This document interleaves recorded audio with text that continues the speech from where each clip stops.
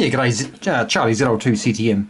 So just finished up the CW filter. That's the filter here.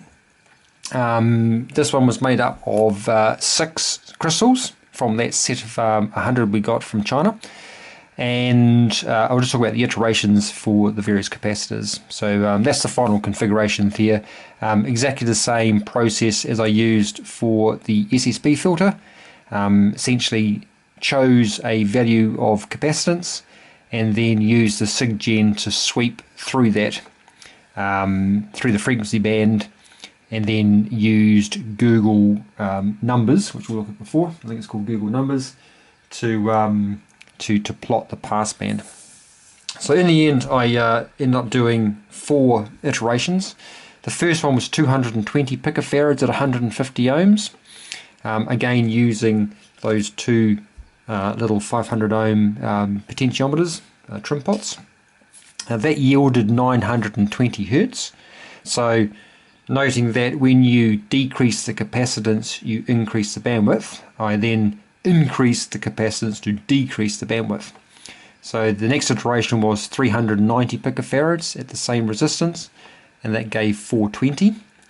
That had a bit of a peak in the non-dB, or just the normal voltage output. So I elected to try 200 ohms of that, and it was a lot better at 390. So it's still giving me 420 hertz, and ideally what I wanted was somewhere between 500 and 700. So I decided to decrease the capacitance a little bit to increase the bandwidth. So I took that down to 330 picofarads, which is what we see in here at the moment, and kept it at 200 ohms, and we'll have a look at the plot in just a sec.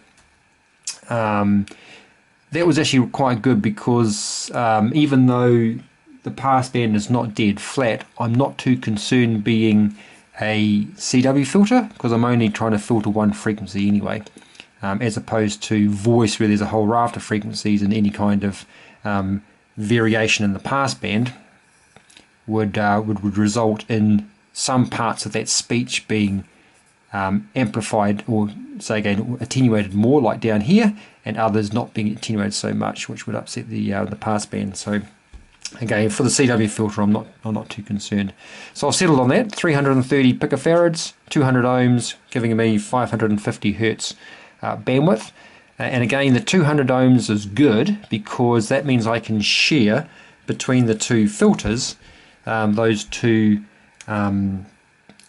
matching transformers. So that's 50 ohms up to 200, so 12 turns on the primary, 6 turns on the secondary, and then vice versa, 6 to 12. So that's actually quite good. I can now share those 2 between the 2 filters and just having a switching arrangement when switching the radio between CW and SSB. So in terms of the plot, hopefully this will come out again. It's going to be the easiest way of doing it. There's 2 plots up there. There's a blue plot and a red plot. For interest's sake, the blue plot was using the 390 picofarads, and then the final iteration, which was the 330 picofarads, is in red. So as expected, the lower capacitance gives a slightly wider bandwidth at the -3 dB point. And in terms of the passband ripple, the 330 picofarads is certainly a little bit better than the 390 picofarads, noting that both are using a 200 ohms assumed impedance for the filter. So yeah, not too bad. Like I say, I'm not too concerned at all with so the red one with the ripple there, because I'm only going to be looking at one frequency coming in on the CW. So that's all for now.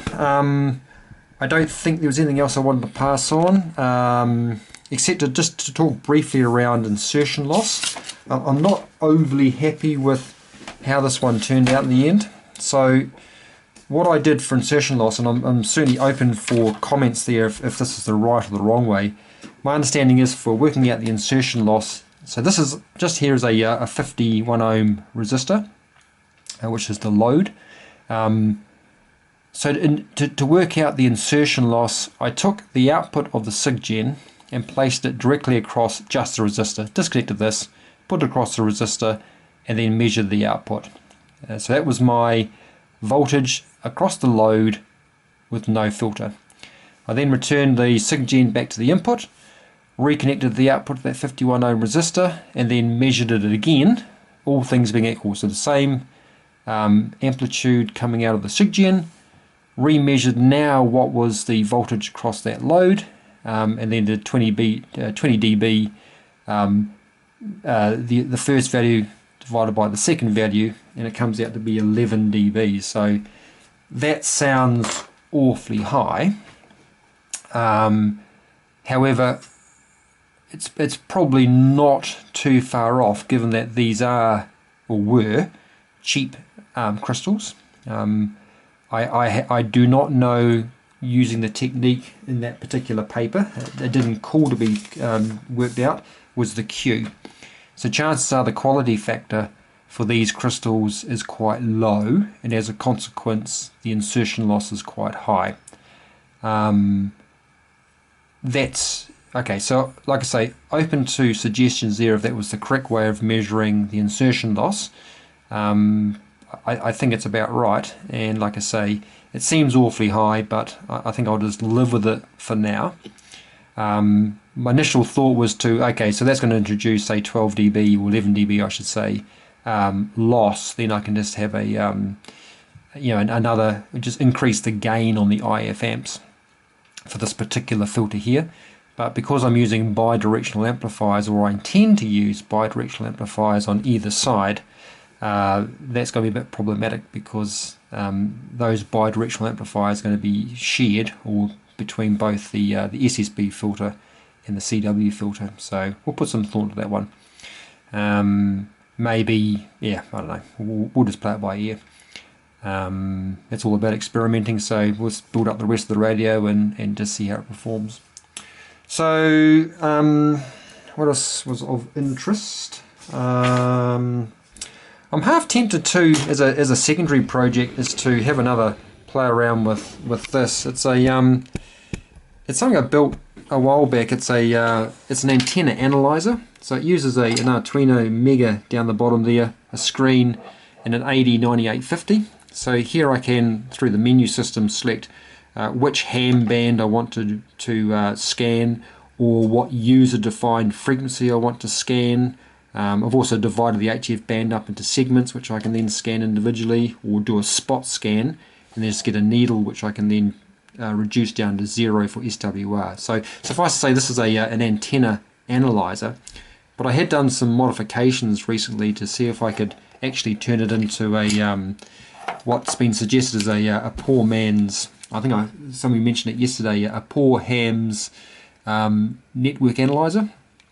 So sort of playing around with that, noting I'm not using at this stage, or this, when I was playing with this a month or so ago, a logarithmic op amp. So it's just straight into a germanium diode there being detected, and then feeding that voltage back into the Arduino. So measuring the what's going in, what's coming out, to then plot. So I had an experimental mode in here which just then plots what the passband is, which was quite good, because the whole idea of what I was trying to do at the time was work out what the unknown impedance was for a particular crystal filter, and then by varying that impedance I was getting different plots to work out what the passband ripple was. So I think I might, sort of based on some comments that came through from the SSB filter, resurrect those experiments. So if that's of interest, let me know. I might save that for after the radio build. I have actually ordered some of those logarithmic op amps from China, so they should be turning up soon. And in fact, one was actually in a for not very much. It was the amplifier, as well as some other components. So it looked like it was sort of quite easy just to plug straight into the Arduino, then just write up the code. Anyway, so like I say, if that's of interest, sing out, and that might be another little project to do after this one. Anyway, so I'm going to say 73's here. More than welcome and open to constructive feedback, please, if it's there. And like I say, I think that was quite interesting as a sort of, I guess, an overall wrap up of using that QST article for making these two filters, one could argue very straightforward. Even with, I don't have any flash Harry test equipment here in the shack, so with with the basics, it wasn't too hard to then to match those crystals, and then just to select some arbitrary capacitance, and then do the sweep, do the plots, and then work out what's what. So yeah, all in all, it was a pretty straightforward process, and yeah, quite enjoyable actually, quite interesting. Anyway, I'll say 73s again, knock it off, and we will put some thought into what the next part of this project is. I suspect it's going to be the VFO BFO, and then we can start wiring up the direct conversion receiver, and then very quickly after that into a superhet. Right out, 73s.